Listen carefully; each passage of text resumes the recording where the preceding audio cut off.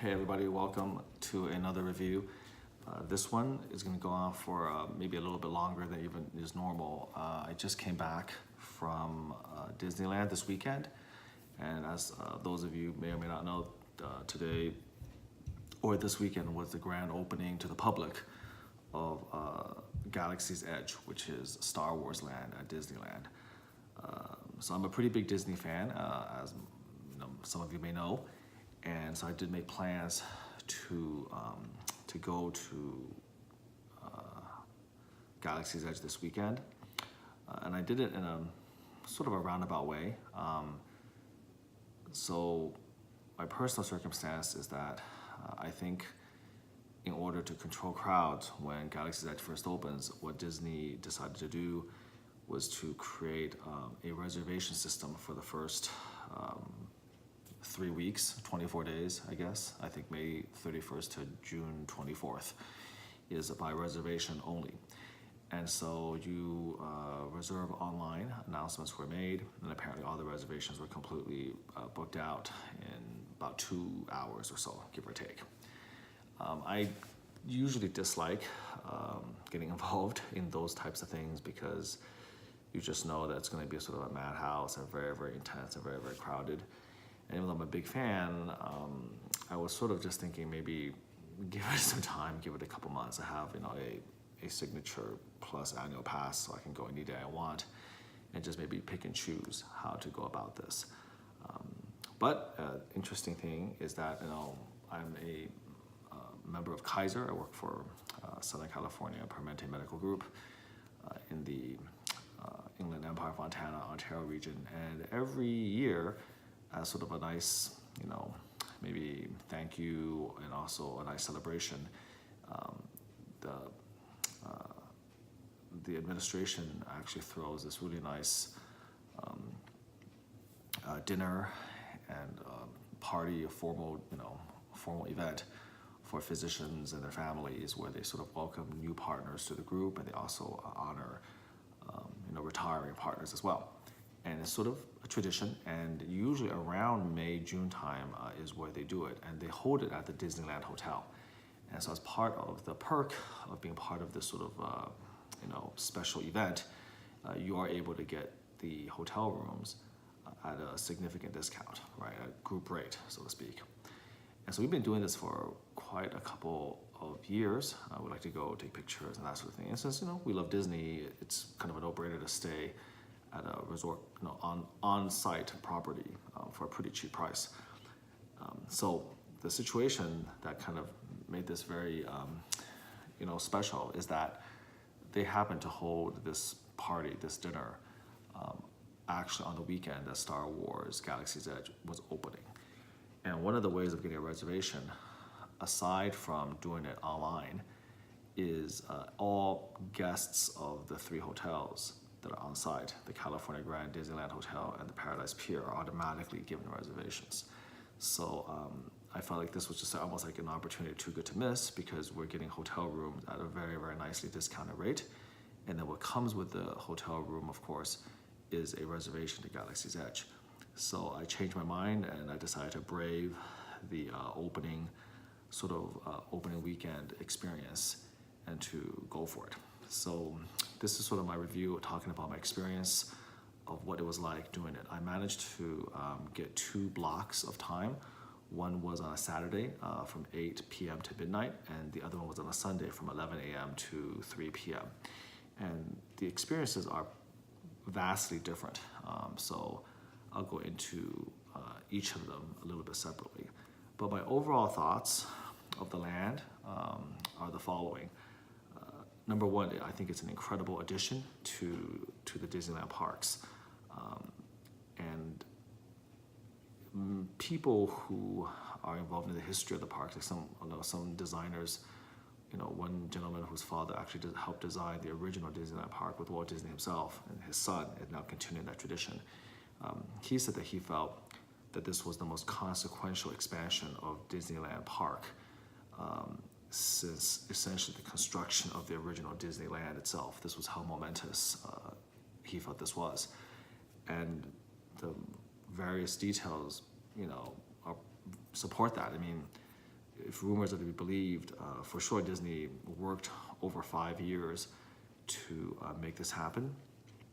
It took them a year just to demolish and break the ground necessary to create the foundation to make it. They had to reroute the rivers of America to create the space. They had to actually do away with a portion of frontier land, and I think there was a ranch, actually Big Thunder Ranch, had to be completely, essentially removed. And they spent, again, if rumors are believed, well over $1 billion to make this happen. So certainly the scale and the grandeur and the how can I say it? The reputation of the Disney company was on the line for this, and they really went for it, and the ambition definitely was there. And what was the result? Well, to truly understand sort of what Galaxy's Edge is about, and again, that ambition, and to appreciate it, and to kind of discuss it in a fashion where we can talk about whether they achieved that ambition, you actually have to look toward their closest competitor in terms of theme parks, which is Universal Studios. And what Universal Studios did a while back with the Wizarding World of Harry Potter. And one of the things about the Wizarding World of Harry Potter that was pretty amazing is that when you go into the Wizarding World, you really feel like you've jumped into the world of J.K. Rowling's Harry Potter. The streets, the train, the castle itself, everything was themed. The food and the shops, they gave you the wizard clothes, the robes, the wands. Like no detail seemingly was too small for the people who put that world together, until to the point where you basically felt like you had completely stepped into that world, to the point where when you left the Wizarding World and went back into the Universal theme park, it almost felt like you were going from completely different theme parks. It was actually a little bit of a jarring experience. And I think that Disney took sort of that foundational, groundbreaking work as an inspiration, and then essentially applied it to the world of Star Wars, and then put it on steroids and basically made it bigger and better in almost every way imaginable. 10 times bigger, 100 times better, etc. So what their conceit was, and which they succeeded amazingly, is that they created a world on a fictional planet called Batu, an outpost called Black Spire Outpost. They called it the Edge of the Galaxy, Galaxy's Edge. And they created something where when you go in, you really do feel like you have been transported into a Star Wars, universe of Star Wars story. It's an incredibly difficult and tricky thing to do, to create an experience where almost every single person of the thousands and tens of thousands who visit it will almost feel like they are the main character in that story. And it takes immersion, which was again begun and pioneered by Harry Potter's Wizarding World. It takes the immersion to the next level. So when you review Galaxy's Edge and you talk about what that experience means, you sort of have to break it apart into two major trains of thought, two major groups. The first is to just simply break it down as a theme park attraction, and you break it down into what are the things you can do there. What can you eat? What can you buy? What rides can you partake in? What various shows are there? What experiences are there? And you just kind of run down the laundry list and just kind of talk about that. And that's certainly valid, and a lot of YouTube reviewers have already covered that. And I'll put my 2 cents there and review that. But that's only one aspect. The other aspect, which is not addressed quite as much, other than maybe just as a passing, oh, it was very immersive, it was amazing, which I've already done, is aside from the actual theme park ABCs and boxes checked, is the actual sensation you get simply walking in and staying in that portion of Disneyland, staying in Galaxy's Edge, and the feeling and the emotions that engenders. And there's ways of maximizing that I think will keep guests busy for years to come. So let's talk then about the attractions first, and at the end of it, I'll talk about my experiences myself. So, because this is still a pretty early video, which means that there's a couple weeks left for people who are making reservations and that type of thing, who are still doing the reservation system. And so hopefully there are some little hints and tips and tricks that people may find useful as they plan their own excursion to Galaxy's Edge on the reservation system over the next 3 weeks, I think. So on the sort of event list, here are the following. There are 2 actual rides in Galaxy's Edge. One is called Smugglers Run, where you pilot the Millennium Falcon, and the other one is something called Rise of the Resistance. Now, of the 2, Rise of the Resistance is not ready yet. Apparently, it is supposed to be a game-changing type of attraction, and they were still kind of working out the kinks and perfecting it. And from what we were told by Disney, it should be ready sometime before the year is over. So that's one not ready yet. Smugglers Run is essentially a virtual attraction. It's very similar to what you may find in Universal Studios, very similar to Star Tours, and essentially you are placed into the cockpit of the Millennium Falcon, which is really cool. You get to see it. I think if you've seen the Star Wars movies, or if you own some of the Lego or even studio scale models of the Millennium Falcon, you can clearly imagine in your head what the cockpit looks like. You can imagine Han and Leia with C-3PO and Chewbacca, for instance, Empire Strikes Back sitting there, as well as Obi-Wan and Luke Skywalker and Han Solo, etc. So it's a very, very famous cockpit. You are allowed to sit now in that cockpit as one of the crew. And essentially, there are 6 seats, 3 rows, 2 each, 2, 2, 2. And so it accommodates 6 riders per run. The 2 pilots sit in the front, and then they have followed by 2 gunners, and they are followed by 2 engineers. And the gunners and engineers are in control of various switches and buttons off to the side. The center aisle is open, of course, for you to walk up and sit down. You do have a seatbelt, but this is not a very shaky roller coaster ride or anything like that. So nothing close to that. And there's plenty of room to put your packages, souvenirs, backpacks, etc. And so everybody sits down, and then the cockpit lights up, and then the ride starts, and you essentially are seeing the universe through the cockpit. And then this basically becomes a gigantic interactive video game flight simulator, where again you are controlling the Millennium Falcon. The pilots at the front row have nominal control. They move the ship. One pilot moves the ship left, right. The other moves the ship up, down. The controls are reversed for up, down. So if you press down, you're actually going to move up. If you press up, you'll go down. So it takes some getting used to. There are also brakes as well as boosts. So the pilots have to sort of get used to the controls, how to maneuver the Falcon through the upcoming challenges. There will be moments where the gunners will have to shoot at targets that are told to you, and there's an automatic mode and a manual mode. You're not going to do very well if you do automatic. You have to go manual and then practice, and then control, of course, where you're going to shoot to improve accuracy. And then finally, the engineers are there to support the ship, such that if there's any damage from either attacking ships or damage from the pilots running into things, various panels will light up, and if the engineers are expected to touch the buttons and switches in a fashion accurately and quickly, which will then repair the damage done to the Falcon. So in an optimal run, when everybody's working together in harmony and everybody's doing the best they can, you will have the most successful ride or the most successful game, depending on how you want to see this. That success is measured typically by how long I think the ride is. There might be some certain sections of the ride that might be opened if you do well.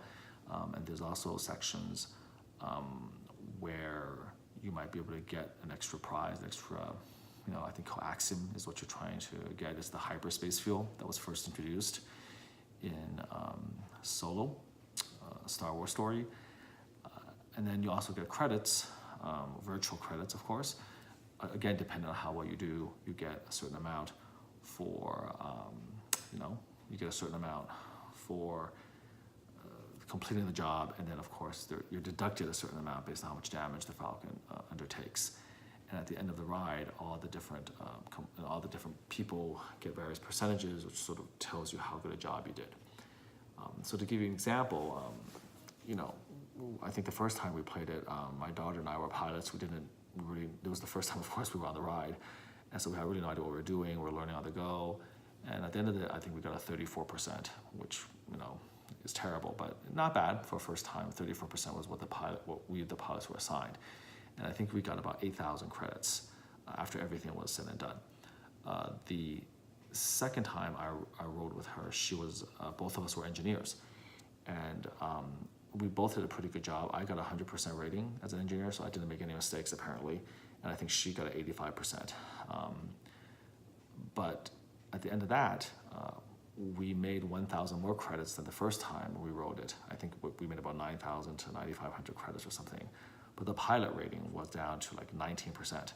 So even though the pilots, their rating was essentially about half what our rating was, we still made actually more than 1,000 credits more, because I think either the gun, part of the reason was the gunners and also the engineers did such a good job, and we did such a good job repairing things.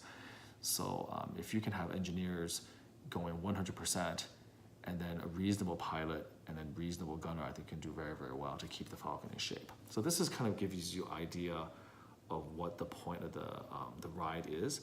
It's a very interesting thing. It kind of forces strangers to come together, play together. So it's entertaining. I certainly enjoyed it, and the effects, of course, are very, very good. But in terms of the actual overall, I think assessment of the ride, it's not very groundbreaking. It's not going to be a game changer. It's just neat. The ride itself is cute. It's okay. I wasn't blown away by it by any stretch of the imagination. And I think that it's one of those rides that can be farmed to a tremendous degree and probably has a lot of depth. As you begin to play it again and again and again, you begin to memorize the route, both as pilot, gunner, and engineer. You begin to figure out in your mind like what to expect. I can see this ride becoming very much like Buzz Lightyear or Toy Story, where people are discovering tricks, memorizing certain patterns, and getting incredibly high scores. So I can see that happening. But for me personally, I've never been a big fan of Toy Story or Buzz Lightyear. I've done them tons of times. They're okay. Not very good at them. I know that I can do the research if I really wanted to on YouTube and on the internet and just kind of memorize all the different tricks and practice. But to me, that's never been a very fun ride personally. And so obviously, because of my individual background, Smugglers Run was one of those, you take it or leave it. It was okay. I can see some people really loving it and just going literally every single time they go there.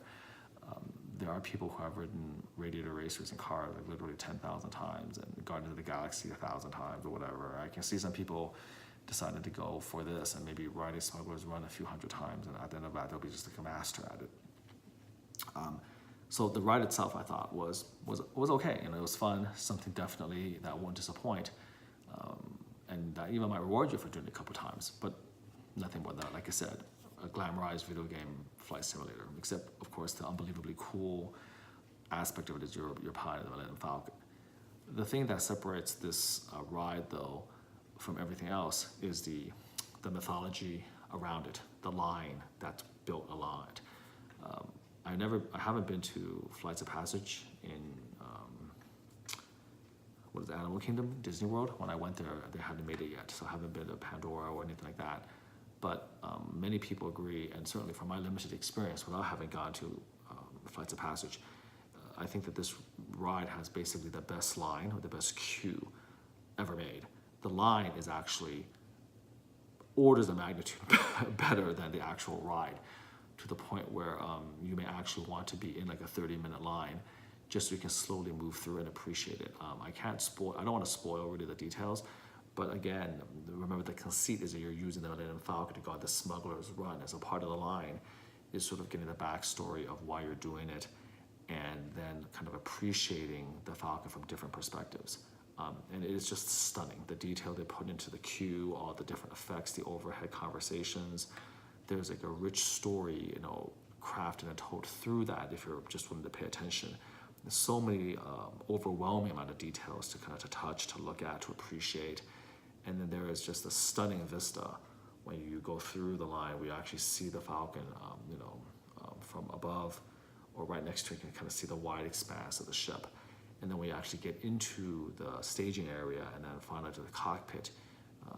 It's basically, somebody who, if you're of my generation and you remember watching the original Star Wars trilogy, it's just your dream come true. You're actually walking through those circular corridors. You get to sit down where they play the holodeck chess game, and they just recreated the interior of the Falcon to the point where you feel like you're walking through the Falcon.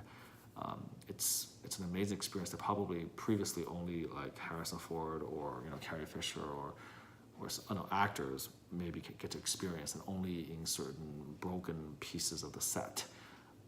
And so you do all of that. And then of course, the ride is the backdrop to them actually building a literal life-size Millennium Falcon, the ship. Something that's never ever been done before, a scale model to the human being. And so you just like, it springs fully formed from your imagination into reality. And when you first see it, it's absolutely stunning. Like, for people who actually care about this, who are Star Wars fans, again, who grew up maybe watching the original trilogy, it's just a moment that you'll never forget, where, you almost feel like you're entering an alternate reality where your eyes or like your brain can't process what your eyes are seeing, which is that literally a real spaceship is there. Because, previously it's all fake. It's all studio models, 3-foot studio scale models that they shoot, special effects, they're just wizardry and tricks. And Disney basically, I don't know how many millions or tens of millions of dollars they spent. I can't imagine that they actually took that detail, that idea that Lucas first conceived of, that started as just a hodgepodge, like a model on a little table, a 3-foot model, which, by the way, I own a replica of that model. And they took it and they created an actual life-size spaceship from it. Absolutely stunning. And so I think the attraction Smugglers Run, you should just do it again, to take advantage of the line, to take the photos in front of the Falcon, just to soak in just a monumental achievement, what they've created. If you're a Star Wars fan, this probably would be worth the price of admission alone. I mean, maybe not an annual pass, but if you can swing a couple of days just to do this alone, it's one of those once-in-a-lifetime experiences where even if you're not a Disney fan, it's something to go see, just to be able to see that. You're not going to see that anywhere else unless it's on a Disney property, either here at Hollywood Studios and Disney World. So that's my thoughts on Smugglers Run. Next attraction, that's it for the rides. So after you're done with the rides, which is only 2 of them, but they're doozies, then you can turn your attention to various experiences or shows. So there are two big ones. One of them is Savi's Workshop, where you build your own lightsaber. And the other one is, I think, the Droid Depot, is that what it's called, where you build your own droid. So let's deal with the nightmare one first, which is to build your own lightsaber. So number one, it costs $200 in order to buy the lightsaber. And there are many YouTube videos going over why that's the case. Your mileage may vary whether you think that's worth it or not. Suffice to say that there is a justification for this. Apparently, I'm not a collector of these lightsabers because to me they're kind of like glorified toys. The only ones I've actually collected are actual studio props, from the movies, perfect exact replicas from the movies, which are very, very expensive. And I always just thought these ones where you basically put the blade on it, the little, the lightsaber actual, blade, they're just kind of glamorized toys. But apparently these glamorized toys are not cheap. It takes quite a bit in order to get them to light up. And as time has passed and technology is getting better, it's looking better and better to the point where maybe at night you really can't tell the difference between that and actually the real thing. It comes really close to replicating the effect of a real lightsaber, but that doesn't come cheap. And apparently one of these in the past could run you $110, $120, and some of them that are sold out are collectible items. They might be even $500, $600. So number one, they're not cheap to begin with. Number two, most of them have like plastic cheap hilts, and for this experience, all of the lightsaber pieces are essentially metal, very good quality, heavy materials. So it doesn't feel like a cheap toy at all. And number three, there's a little show or little, experience that goes with it. I don't think too much of that, but it is something that you pay for. And then number four is the fact that it adds little tiny touches. You can take apart the lightsaber into its component pieces. You can also get your own kyber crystal, and the kyber crystal inserts into a central chamber, which then affects the sound effects as well as the color, of course, of the lightsaber you create. And they're all interchangeable with amazing sound effects. So it's one of the highlight sort of experiences in Galaxy's Edge, and a lot of people really want to go ahead and do it. So I did it with my daughter, and we had a very good time. I thought the show was fine. It was a guy kind of leading you in and take you to the story of what the lightsabers mean and all of that. But in terms of the quality of the lightsaber, I wasn't disappointed at all. And that's from somebody who's actually pretty cynical, looked down on these things for most of my collecting career. But I'm glad I have one of them. My daughter got one as well, and it's one of the premier, I think, souvenirs that you can possibly get from visiting Galaxy's Edge. And I'm certainly glad I have it. There's multiple different combinations. I'll get into that a little bit later on when I talk about the experience of actually how we built it. But you have basically many different possibilities. So there's a lot of unique builds, and so depending on how you feel, you could wind up going there and doing it a couple times to get the different types of lightsabers for what that's worth. So I thought that was a great experience. The Build-A-Droid is a little bit cheaper. It's $100 to build a droid. This one is a little more controversial because the sort of technology that's in the droid is not new. Sphero, for instance, okay, so let's take a step back. The experience is you get in line and you have a schematic. You choose between a BB-8 droid or R2 unit, okay, or R4, R5. You get the idea. You either are building BB-8 or you are building R2-D2 or some sort of a version of that. And then once you make the decision, it comes in all different colors and shapes and stuff like that. You pay for it up front, then you go to a conveyor belt where you just kind of pick the colors and the pieces you need. You move to a workstation where you put it together, and cast members will be there to help you out. And then they activate it, and then they link it with a remote control, and then they put it in a nice little cardboard box for you, and you're on your way. This is a really nice experience. Now, it's $100. The technology is not new. For instance, Sphero did a version, much smaller version, which I own, of a BB-8 unit many years ago when Force Awakens first released. It's a fantastic little toy. And then I think Target came up with a much bigger version, cheaper materials, plastic and all of that. But you are doing the same thing, and they are remote-controlled R2 units since the beginning of time, seemingly.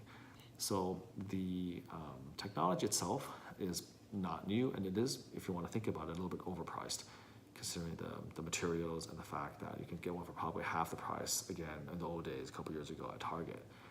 But what you cannot replace is the fact that you are getting a lot of different options. A number of colors and shapes of the heads, at least for the R2 units, are stunning. You can recreate almost any droid from the entire Star Wars saga at this place. And you can create some really cool versions, like, there's like a sinister black R2-D2 that just looks amazing. And those parts get taken up pretty quickly because of people constantly making them. They actually run out of those parts. So there's a lot more variety, and you have a lot more sort of a unique creation because you are building them. You're not just buying the standard licensed, blue R2 off a shelf or the orange BB-8 off a shelf. So I think you can't really put a price on the fact that you're building your own and customizing your own and having those colors. That's really, really nice. And then the whole act of going through the process, taking the parts, And for the kids, it's an amazing experience. They really, really love it. They have this little tiny screwdriver. You can screw the little parts together, and it just kind of makes you feel like you're building it. So I think that's a really ingenious thing that they did to put it together. And then the whole, it's almost mystical way they put in the little space, and then you press a button, and they're just linking the Bluetooth, of course, between the remote control and the Droid. But they turn it this whole event, and it's really, really, awesome. And on top of that, of course, it's placed in a Droid depot where you can then buy all sorts of other little things. You can buy like personality chips, so you can place into the Droid, which gives the Droid additional flavor and additional versions of beeps and stuff. So they add a lot to it to kind of give you that extra, to make up that extra $50 that you would be paying to give you that experience. So those are the two build experiences: build a lightsaber, build a Droid. And if you can spare the cost, those are $300 very well spent, because when you do that, you basically get a lightsaber and a lightsaber and a Droid to take home. And these are two of the kind of like the ultimate souvenirs you can get from Galaxy's Edge. So taking that aside, next up is basically the food portion of the experience. So there's a lot of different ways for you to go over there to eat and to drink. I'll get this one out of the way. There is a bar there called Olga's Cantina, which is modeled after the Mos Eisley Cantina from Star Wars: A New Hope. And in there, it's essentially like a bar with a robot DJ. I think the robot is one of the pilots from Star Tours. It's cute. So the music is loud. There's a beat going on.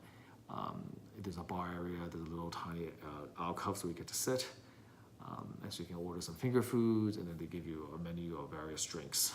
There's about, I think, 6 non-alcoholic and maybe 12 or 13 or more alcoholic drinks. You're limited to 2 drinks per person. If you sit, it's a 45-minute limit. If you're at the bar standing, there's no limit.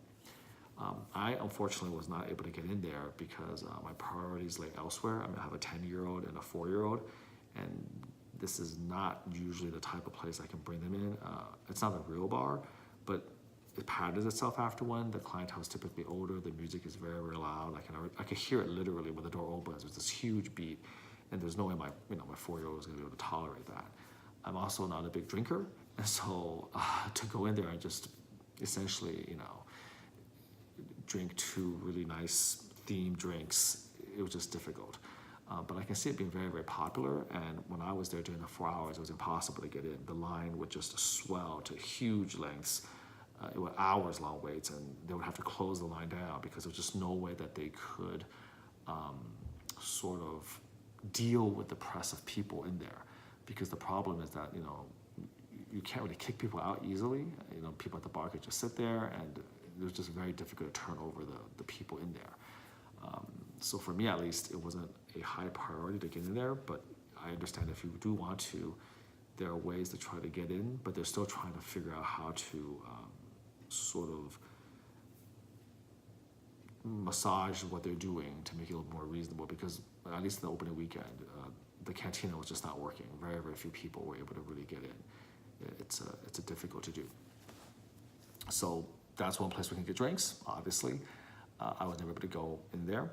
Then there's a lot of other areas where you can buy drinks in different places. There's one depot where you can just get blue and green milk. That's not dairy in nature. I think the blue is some sort of smoothie-like thing. It's an interesting taste. It's very thick. I bought a blue and a green to share with my daughter. She drank it and I drank it, and both of us were like, it tastes like it basically tastes like candles. So I don't know. I mean, some people really like it. We didn't like it. I drank about half. I don't know. I wasted, but I threw mine away, and I don't think I could have taken even 4 or 5 sips of the green. It's just very odd. I mean, it wasn't bad.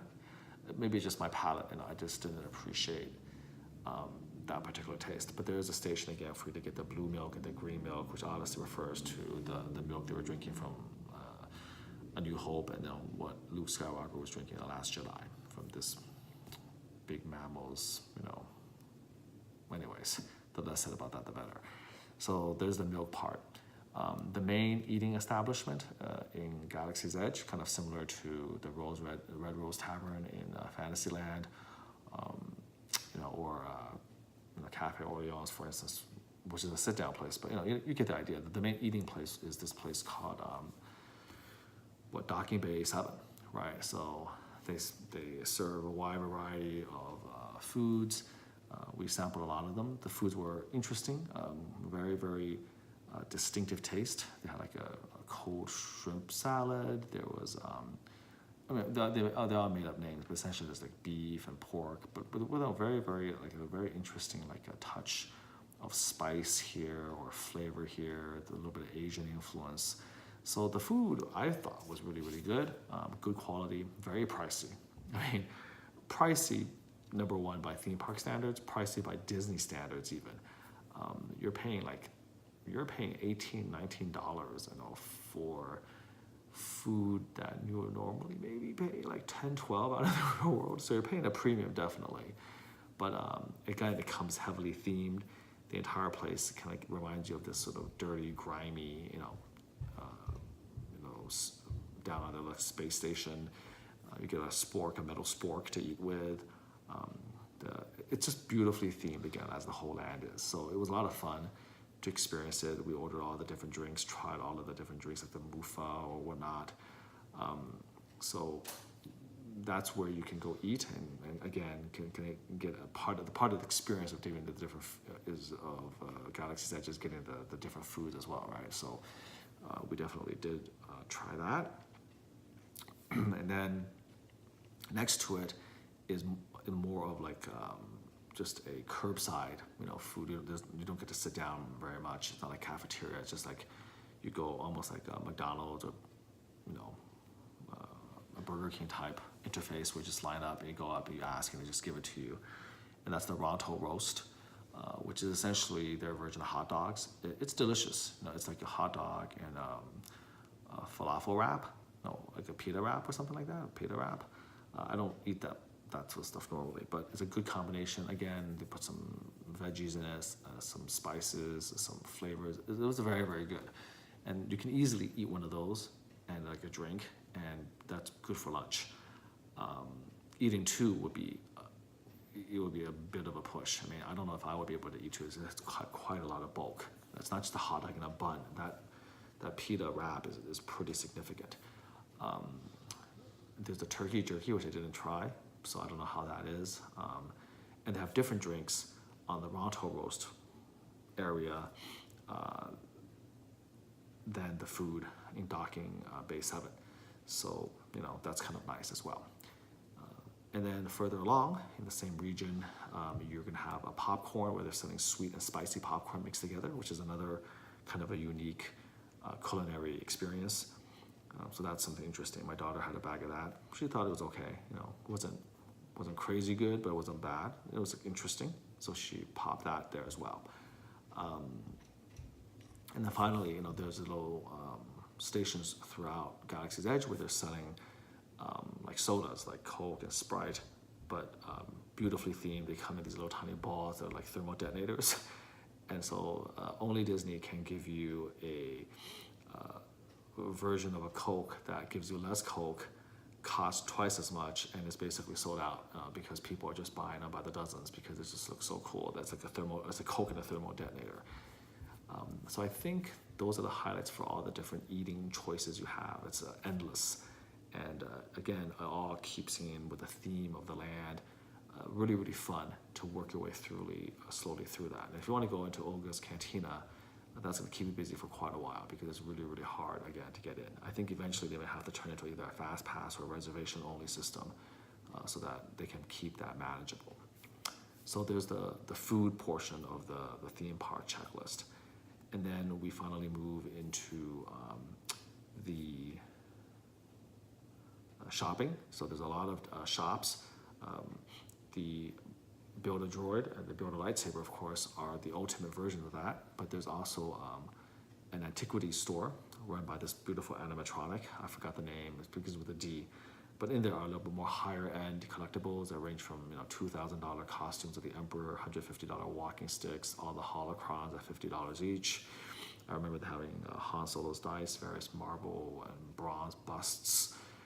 You name it, they got it. They also have legacy lightsabers, which are metal lightsabers patterned after famous characters from the video games and the lore and the movies and TV series. And the entire antiquity store is studded with Easter eggs from the Star Wars movies on the walls, blasters, and callbacks to various movies. So it's a really fun place to sort of walk in and browse.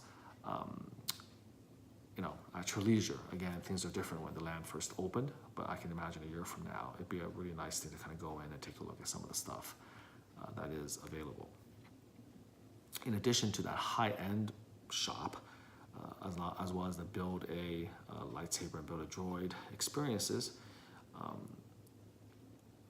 I do have to divert. The most expensive thing you can buy at Galaxy's Edge is the $25,000 life-size working R2-D2 remote controlled with full-on personality and beeps. You can probably build one by yourself. There are people who do that, the R2-D2 Builders Club. You can build one probably better than even that for about half the cost in materials. But the labor is usually a couple of years of labor to get the parts and then to have the expertise to put it together. So $25,000, I think, might be in the ballpark actually. Again, it might cost you anywhere from $9,000 to $11,000 plus, depending on how crazy you are with the materials to build it yourself using the R2-D2 blueprints. And then we kind of put in the labor of the person doing it. I think $25,000 might be okay, but that's the most expensive thing. That is in the Droid Depot that you can buy. Now, moving to some of a little bit lower tier, it's still expensive, but not quite as over the top. You have a little bazaar in Galaxy's Edge where they sell all sorts of things from costumes to little stuffed animals and fun little things like there's, for instance, the Salacious Crumb, some sort of, a monkey lizard, and there's two versions. You can put them on your shoulder. You can, kind of manipulate them like a puppet, make them laugh and turn their head. Just the funniest things, the pork there. So there's a lot of that, almost like a bazaar, and you can buy lots of nicer, cheaper, souvenirs there. And then depending on where you are, whether you're in the Resistance side or whether the First Order side, there's specific costumes and helmets and blaster helmets that you can spend quite a pretty penny on there. So it behooves you to sort of walk through the land and sort of appreciate the different offerings, in terms of costumes and souvenirs. There's a little bit for everybody to get. There's also photo pass photographers at multiple places. Definitely one in front of the Falcon. There's a couple in front of the Falcon actually. I think there's 3 photo pass photographers, so the line moves 3 times as fast to get your pictures, and there's one again in front of the Imperial shuttle that Kylo Ren has as well. So really nice photo pass opportunities on top of all that. So we've sort of covered all of that, the rides, the shows or experiences, the food, the shopping, the souvenirs, the photos.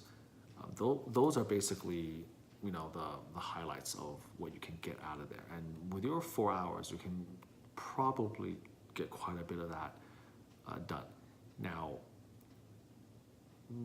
moving to the other end, which is sort of the deeper aspect of the land, is the experience of actually living there, being there. Again, mere words can't describe how you go in and you just feel like you're in the land. You feel like you've jumped into a Star Wars. You're just going to lose yourself actually in the story. And there's a way that you can go even deeper in. It's through this app called the Disney Play app. You download it, you sign in with your normal Disney username and login and password. And Play app, is being rolled out slowly to just do something to sort of, keep you occupied in some of the longer lines like Peter Pan or Space Mountain. And they really took it to the next level in Galaxy's Edge because the Play app activates this thing called the data pad or data pad. And what I'm talking about here is that, there is a story, there's a culture around the planet of Batu, around the Black Spire trading post, and you get it superficially when you first get in there. There might be people who make offhand references to you or talk to you about certain things. You'll see Chewbacca walking around, maybe trying to recruit you for a mission, or Rey is there. There are First Order stormtroopers walking around questioning people. You get like a little superficial part of that, like where you're doing Savi's Build-A-Saber workshop, and they're talking to you about that. So there's little story elements here and there on the periphery. But if you crack the data pad open and you begin to go through Play app, the Disney Play app, it unlocks this entire world. You can hack into things, you can translate into things, you can talk to various people, you'll get credits. It opens up essentially this virtual mobile video game that interacts with the land around you. There's a special language that you can learn, you can translate it. And it just goes through so many levels deep, and it's with that type of interaction, and of course that you're really immersed in the land, right? There's a level of immersion that anybody will feel just walking into it. So it's an amazing experience just doing that. But if you use the Play app, that's where you actually do become sort of the hero of your own story. There's so many things to explore, like an endless, different combination of things to explore, games to play, people to meet, all through that app, that you could literally be there, for days and come back again and again and still have different things to explore, different experiences to go into. And I think that's kind of where Galaxy's Edge is really not, that depth hasn't been plumbed really, and it's impossible to. I don't care who you are, cast members, professional, you just can't, because that would take years, I think. And it, again, takes the sort of thing from Harry Potter where you're going back and just waving a little wand, and then something in a window moves. It takes it to like the next level. And to fully explore, I think, all of that has to offer, you can be doing this for quite a while. Especially if you're a more casual person, if you just go every once in a while, they can endlessly change it, shift it, introduce new characters, have different things. There's this level of interactivity again between the park goer and the environment. That's very, very unique. So I think that's a very unique type of aspect of that land. And it's something, again, the first time you go there again, no matter who you are, the impetus is just to see everything. Your jaws dropping constantly, to touch the concrete, look at the huge, buildings, to listen to John Williams' score, to listen to the sound effects, where you'll hear the engines roaring, and in the beginning, by reflex, like you can't even help yourself, your eyes turn up to see if there's a star fighter or Imperial Star Destroyer or whatever flying over you. It's actually quite magical, pretty ingenious, all the little tiny things that they've done to make you feel like you're in, that you're in essentially the world of Star Wars. And so in the beginning, all you're doing is trying to take all of that in, soak all of that in. You're just trying to go to Olga's Cantina, basically gulp down your drinks, try as many drinks as possible. So the average, I think, person who first experiences Galaxy's Edge will just be all about that. Buy the souvenirs, get a lightsaber, get a droid, then get another droid, get all the little stuffed plushes. It's just about doing things, right? Like you're in a theme park. But I think that the wonder of Galaxy's Edge will be in 5 years down the road when you've done everything.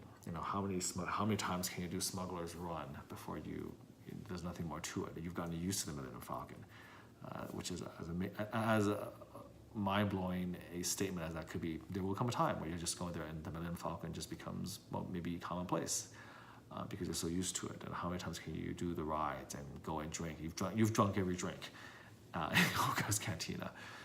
You've built every lightsaber combination, for instance. And so when all of that's done, I think then the whole play app and the story aspect and all those little details, I think that's what will still keep Galaxy's Edge fresh and exciting moving into the future. And then I think there will be a deeper level of appreciation for what Disney has done in building this world. So I will end that part of the review by saying, it's you've heard it before, and I don't think you even need to be a Star Wars fan to appreciate it. It's truly, you truly go in there and you truly leave feeling like you absolutely saw $1 billion. I mean, I guess that's the finest compliment I can give is that when you leave Galaxy's Edge, the first thing is you leave feeling like you definitely got your money's worth.